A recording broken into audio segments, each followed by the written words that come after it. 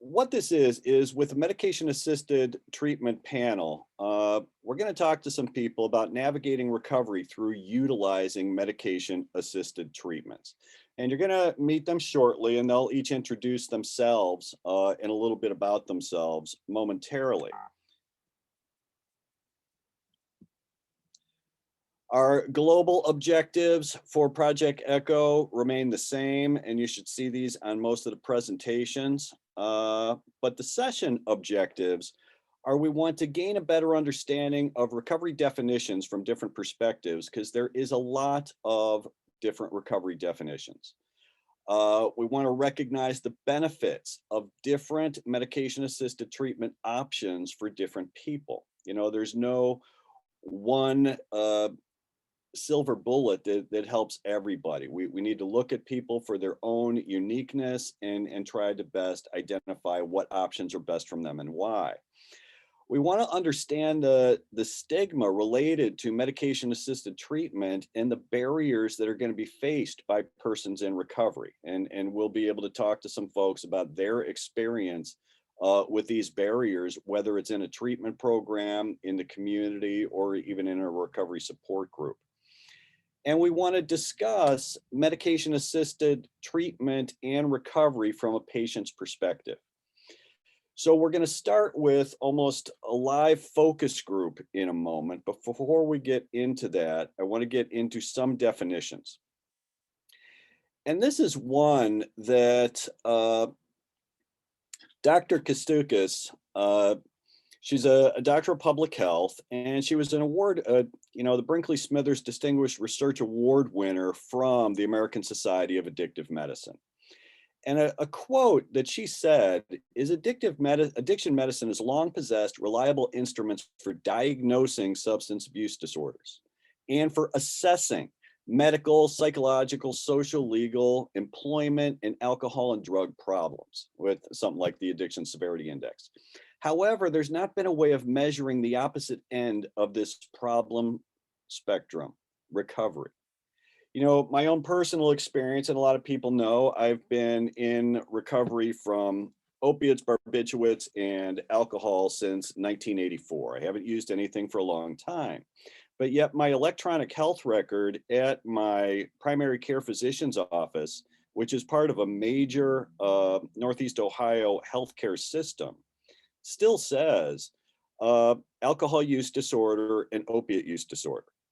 It really doesn't recognize me as in recovery. It certainly doesn't recognize me as being 36 years clean. And I'm wondering if my doctor changed or switched me to somebody else. Is that diagnosis of mine that's in there, because there is no recovery diagnosis, going to preface how the next medical professional treats me? Now, another definition, and this is what I refer to as definitions by committee. Oftentimes we get large groups of really smart people together in a room, and we give them about 6 months to come up with a definition for something that's pretty ambiguous. And this is one of those definitions, and it's from SAMHSA, where recovery is a process. So it doesn't have a true start or end. It doesn't have a definable beginning or end. It's a process of change through which people improve their health and wellness, live self-directed lives, and strive to reach their full potential. The 4 major dimensions that support recovery are health, overcoming one's disease symptoms, making healthy choices, their home, having stable and safe places to live, ideally that support their recovery. Purpose. People need to have those meaningful daily activities to feel a part of and important to the community that surrounds them. And community, having those relationships and social networks that provide support, friendship, love, and hope. Now, if we were to just use the definition of abstinence, and abstinence alone without home, health, purpose, community, it would be a pretty hollow experience. We could force abstinence on people without giving any other supportive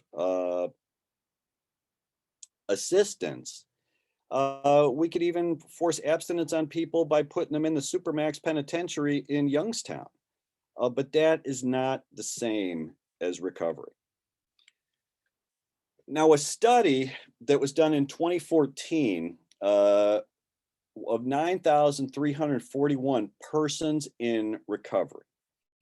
They did a survey and they came up with some core beliefs and solidifying themes, common denominators uh, that people determined for themselves. And what their collective definition really whittled down to is recovery is being honest with myself or being honest with themselves.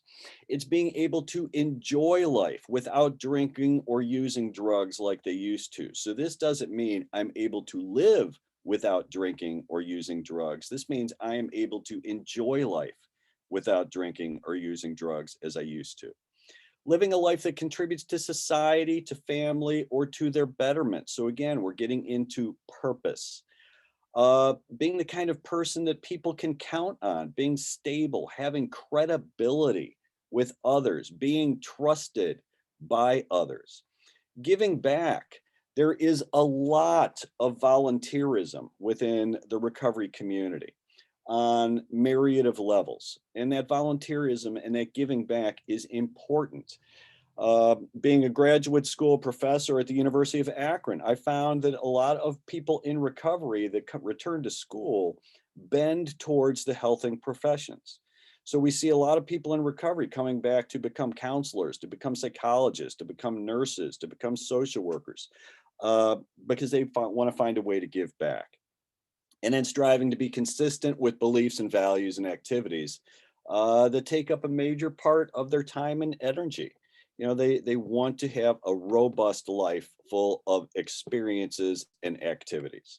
So these are the definitions that a fairly robust group of persons in recovery came up with. It's a little bit different, though not altogether different, than the definition by committee that SAMHSA came up with. But it's something that we need to look at. So in today's training, we're exploring the definitions and insights of recovery through the experiences of a recovery panel of people that found recovery through medication-assisted treatment options. And again, this is the first time we've done something like this. We're going to offer opportunity for the people on the call to ask questions of our panel member. This is about all the didactics we're going to have, what we just went through, and that was so that we can, get our CME codes.